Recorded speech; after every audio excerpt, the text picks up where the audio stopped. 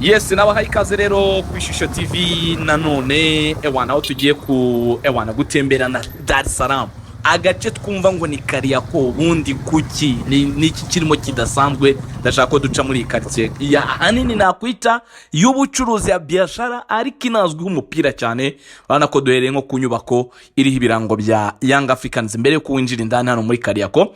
Ariko arabagiye bambaza kuri Onana. Bati bimeze bite simbigarukaho Onana mwarahuye mwarabonanye. Onana twarabonanye nyuma ya match rwose bitari iby'umwanya munini, ababaye arambwira ati tugomba kuvugana, cyane ko twari dusanzwe tuvugana kuri WhatsApp. Arambwira ati tuzavugana ejo, urabona turatsinzwe n'iki bo. Ari mu kavuyo rwose banagenda bagiye kurira bisi, ndamwihora ndabane tuzavugana ejo. Mu contactinze rero kwa mbere kuri WhatsApp tuvugana. Onana arambwira ati rwose ntakubeshye ntabwo tubyemerewe gutanga interview hano, ni gahunda keretse ikipe yakujyanye, naho ubundi mbikoze bakabimenya ko nagize icyo mvuga byaba bibi. Ariko nk'umuntu wanjye ndakubwira uko situation imeze, ntabwo nishimye hano. Atariko ikibazo si imikino yose umupira wananiye, n'uyu mutoza tudahuza Robertinho.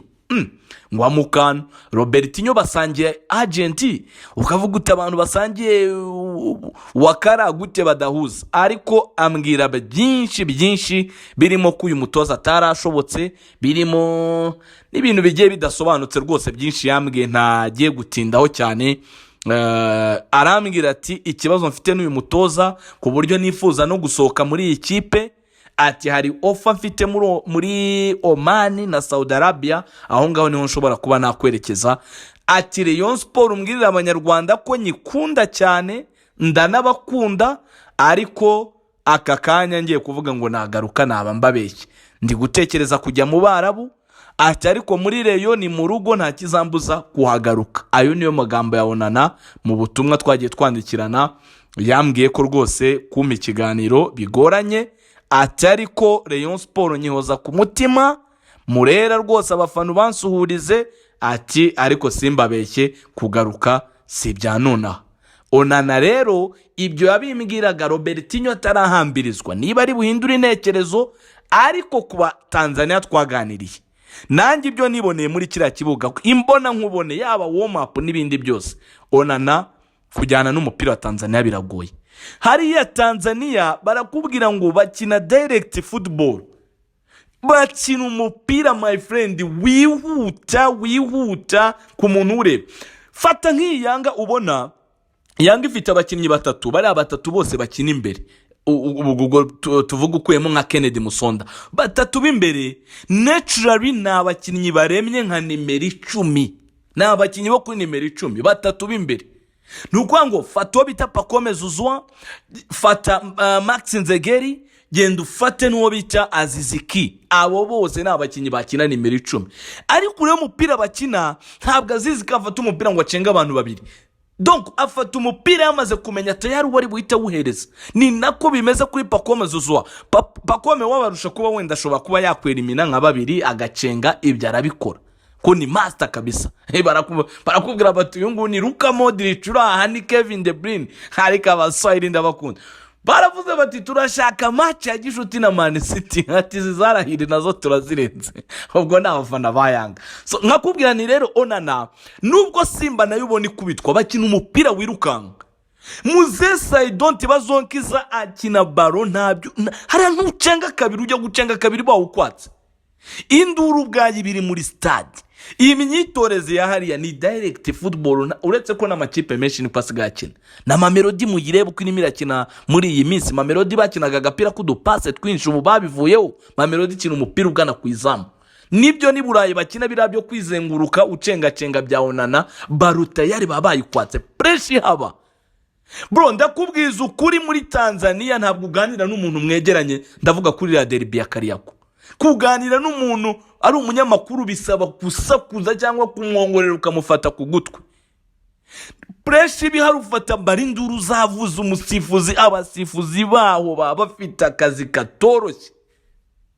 Niba ndakubwiza ukuri cyitwa umupira urimo details zose kubera abafana igitutu baba bafite. Onana rero birafata umupira akajya gutekereza ni rafiki yangu rwose turaganira, ariko Onana rwose nakiraga mutono two kumubeshya nirega uzi baro nishakira interview, ariko singe kubeshya Onana ura mupira wa Tanzania kushobora biragoye. Bafite dufate nka Yanga ifite umukinyi bita Skuduma Kudubera, azi umupira azi gucenga ashimisha abafana, ariko ni umukinyi nabo bajya kumugura mwenyewe uwo bita Engineer Elsi Said yaravuze ati mbazaniye umukinyi wo kubaha ibyishimo. Ni wa mukinyi ushobora kujya mu minota yanyu ikipe yatsinze. Na Onana niko bya uretse ko Onana atanafungura imishumi ya Skudu mu gucenga. Skudu kubona umwanya biragoye. Hariya no gucenga nibyo uvuga ngo Skudu aracenga. Wacenga ute?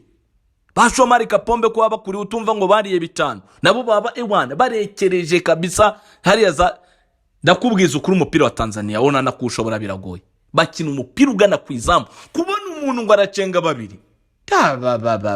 Ibi ngibi Ruvumba hari ukuntu mu Rwanda acenga abantu, noneho Ruvumba ageze Tanzania yaba uruhinja yaba umwana.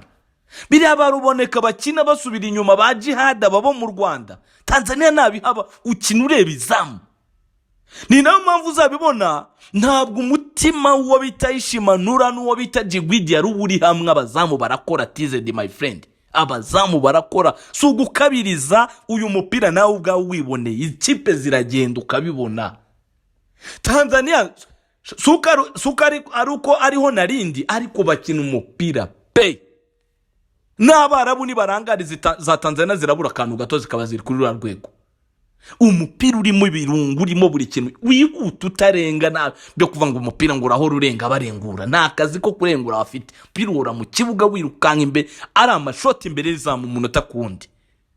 Umukinnyi ugenda gake ureba aba ba Otosi Bareke hariya.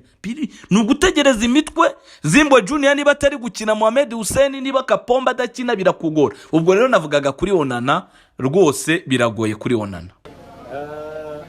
Nataka ugali na nyama.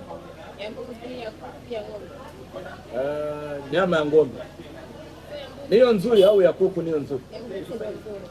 Kwa wewe ya kuku niyo nzuri? Ya mbuzi.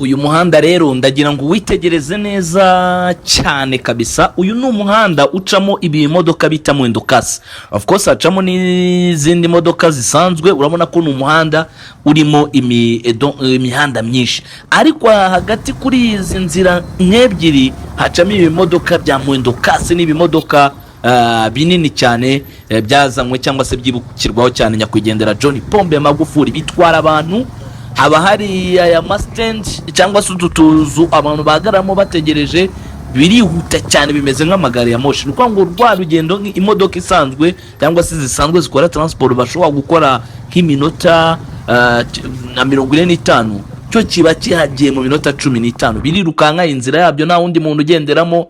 Gusa nabonye abamotari babo hari ukuntu yinyabyamo, ariko izi ni inzira zayo z'ibi modoka by'amashanyarazi kabisa. Mwendo kasi imodoka biba biguruka cyane ahangaha Dar es Salaam. Urabona ko biba bimeze neza cyane. Karibuni sana hapa ni nje la dimba la Benjamin Mkapa Dar es Salaam. Kama mnavyofahamu vizuri, leo ni siku ya Kariako Derby. Mnyama Simba anamkaribisha watani wao Young Africans, mabingwa wa kihistoria mara nyingi sana hapa Tanzania. Amaze kuhagera rero urabona ko n'abafana bahageze. Je nitwa Faustinho Simbigarukaho. Ahangaha rero ni ku biro by'ishyirahamwe ry'umupira w'amaguru mu gihugu cya Tanzania, shirikisho la mpira wa miguu Tanzania. Murahabona rero ko hameze neza cyane kabisa. Gusa ntabwo ari inzu nini, nanone ni inzu isanzwe nk'inzu y'umuntu. Nawe ninjiyemo rwose ntabwo ari hanini. Ahangaha rero ni abanyamakuru bari imbere ya match, mbere yo gufata ibyangombwa byabo bibajyana ku mukino wa Simba ndetse na Yanga kabisa.